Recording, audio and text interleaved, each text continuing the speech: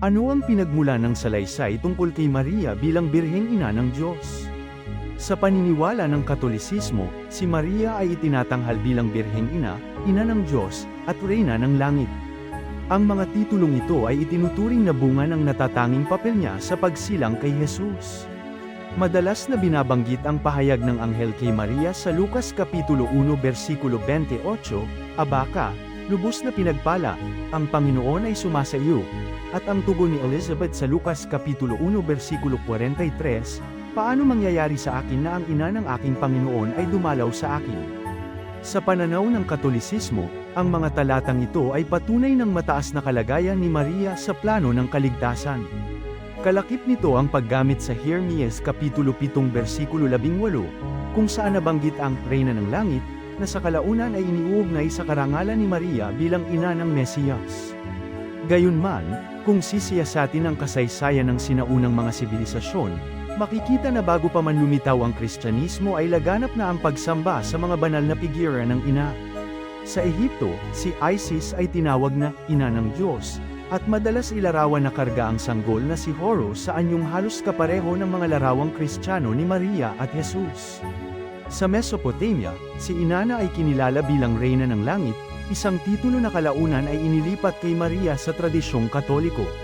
Sa mundo ng Gresya at Roma, sina Artemis at Diana ay mga birheng diyosa na inuugnay sa panganganak, kalinisan, at pag-iingat. Ang pagkakatulad ng mga katangiang ito ay hindi maitatanggi at nagpapakita ng isang padron sa kasaysayan ng relihiyon, kung saan ang mga umiiral ng paniniwala ng mga tao ay hindi tuluyang binura kundi tinanggap at binigyan ng bagong anyo upang mapadali ang pagtanggap sa bagong pananampalataya. Mahalagang idiin na ang ganitong pagsusuri ay hindi tuwirang pag-insulto kay Maria bilang isang iginagalang na babae sa kasaysayan ng pananampalataya. Sa halip, inilalantad nito ang paraan kung paano nabubuhay at lumalaganap ang mga relihiyon sa pamamagitan ng pag-angkop sa mga pamilyar na simbolo. Dito pumapasok ang kritikal na pagtutuwid sa ilang karaniwang pagpapakahulugan ng Katolisismo. Ang paggamit sa Jeremias Kapitulo 7 versikulo 18 ay nagiging suliranin, sapagkat ang talata ay tahasang pumupuna sa pagsamba sa Reyna ng Langit bilang gawain ng pagsuway, hindi bilang huwaran ng kabanalan. Ang paglalapat nito kay Maria ay salungat sa diwang ipinapahayag ng mismong talata. Sa pananaw ng Islam, si Maria, o Maryam, ay may marangal na katayuan ngunit nananatiling ganap na tao at hindi bahagi ng pagka-Diyos.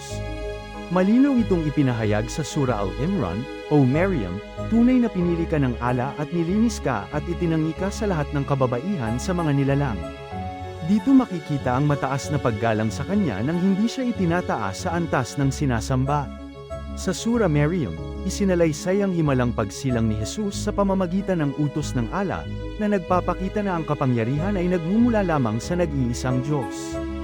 Higit pang pinagtitibay sa Surah Al-Maida, kung saan itinanong ng Allah kay Jesus kung sinabi ba niyang siya at ang kanyang ina ay gawing mga Diyos bukod sa kanya, at mariing itinanggi ito ni Jesus. Ipinapakita ng pahayag na ito ang malinaw na hangganan sa pagitan ng paggalang at pagsamba. Sa kabuuan, ang paghahambing ng paniniwala ng Katolisismo at ng Islam hinggil kay Maria ay nagbubukas ng mas malalim na pag-unawa sa ugnayan ng kasaysayan at pananampalataya.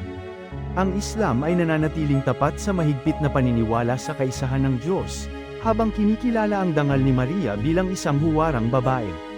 Ang ganitong pagtalakay ay hindi lamang akademikong pagsisiyasat kundi paanyaya sa mga manunood at tagapakinig na makinig, magnilay, at maging bukas sa mas malawak na paghahanap ng katotohanan hinggil sa kanilang mga pinaniniwalaan.